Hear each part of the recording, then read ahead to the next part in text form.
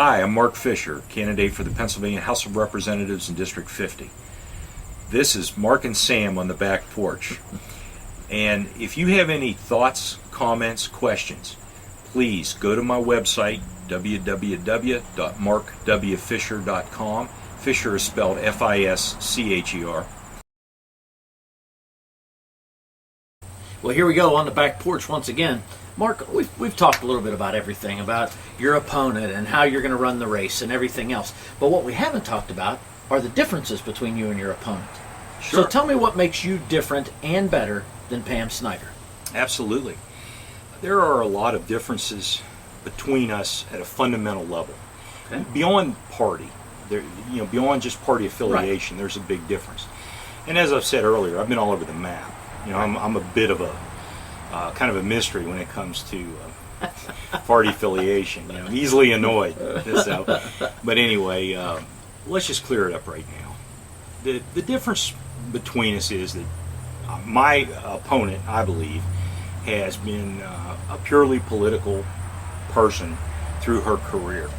She worked for Mascara, right, and then got into the elected office and has maintained a purely political posture. I, on the other hand, have a very diverse background of working with governments, private sector experience, which is very important right now, and a history of backing it up with quality education. Because I knew that to make a difference, you've got to be educated in how these things work, right, so you can work the system. And beyond that, there are some other differences that I think are clear to the voters. I don't think I'm telling anybody anything that if they know the situation, they already know it. Right.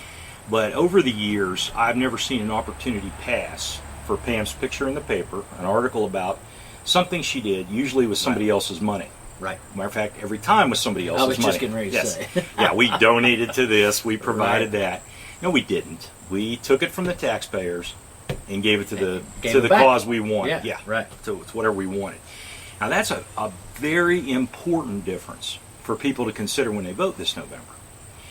I don't agree that government was set up to do that. I've never supported government as a charitable institution. It's not provided for in any description that I've ever found. And it doesn't work because what happens is you elect a few people and they pick the favorites, the winners and losers.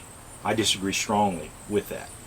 I support the freedom for people to make their own choice. I believe people are adult enough to make their own choice. It's your money. You earned it. You should decide where you want to give it.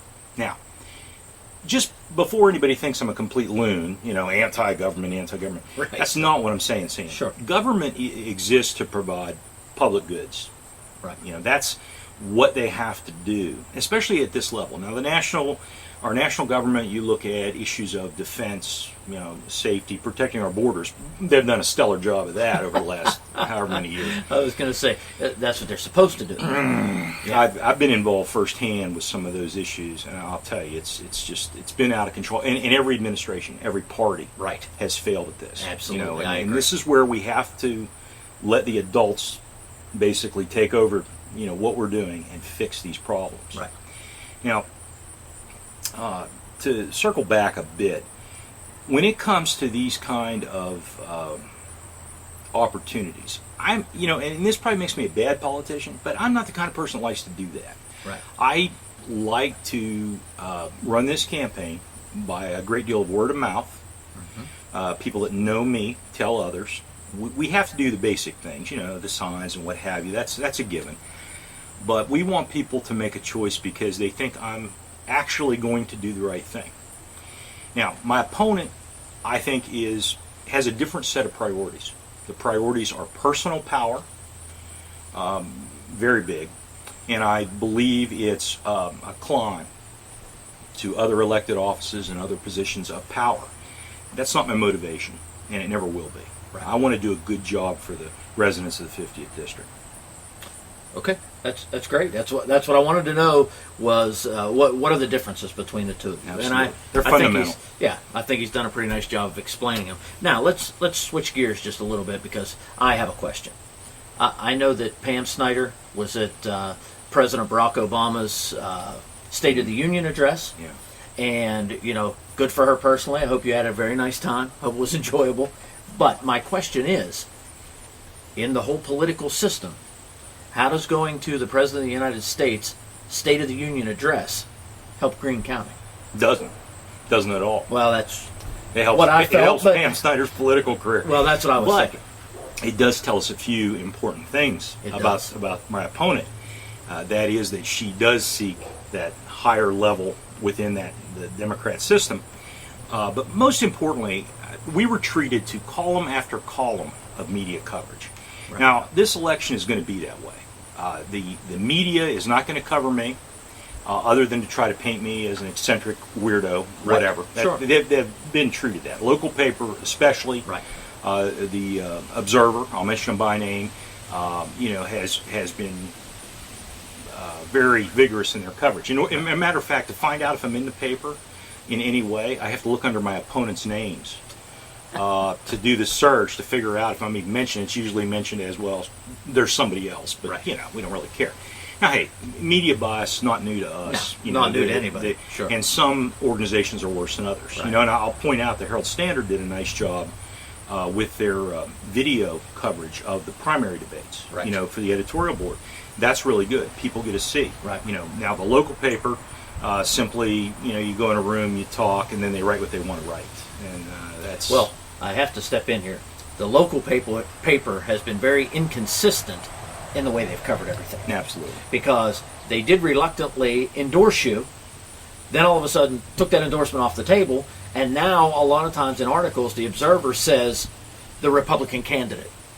I mean, for goodness sakes, you can't even say his name?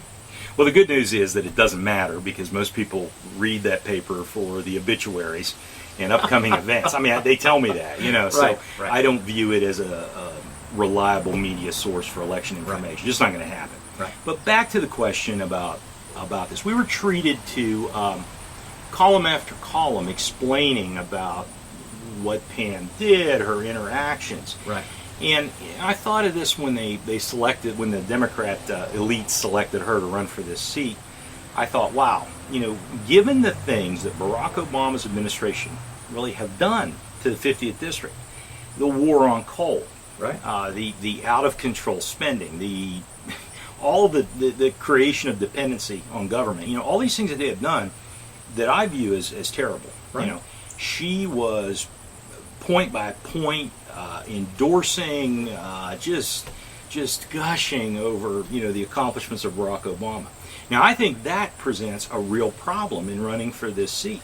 People are not happy with that administration. I Right. am clearly opposed to anything and everything that Barack Obama has stood for. I don't view anything there. The one thing I'll give the man credit for were the continued strikes across into Pakistan to kill terrorists. Right.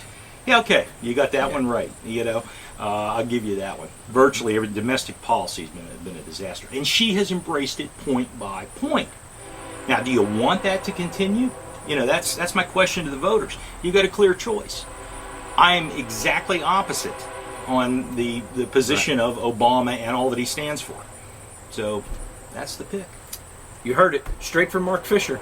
From Mark and Sam on the Back Porch. Stay tuned. We've got a lot more.